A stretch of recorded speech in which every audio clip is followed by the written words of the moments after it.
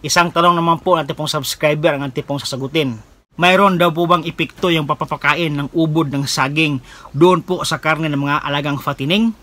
Para sa akin po mga kaibigan, yung papapakain po ng ubod ng saging o kahit na po na anong organic na pagkain sa ating mga alagang baboy, yan po ay magandang pamamaraan para makatipid po tayo sa feeds. At higit sa lahat, yung mga ubod ng saging o mga organic na mga pagkain ay wala pa siyang mga halong kimikal. Kaya safe po yan para po sa ating mga alagang fattening at saka safe po yan para po sa ating mga taong kumakain po sa karne ng baboy. Unlike po sa feeds, mayroon pong halong mga kimikal na artificial na mga kimikal para mas madaling lumaki po yung ating mga alagang baboy.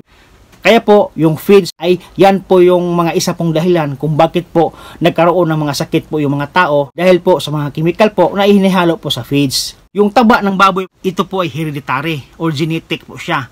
Ito po ay namamana po ng mga biik natin doon po sa kanyang mga magulang ng mga inahing baboy o kaya po doon sa mga barako. Wala pong koneksyon yung pagkain ng ubod ng saging doon po sa sobrang taba ng karneng baboy.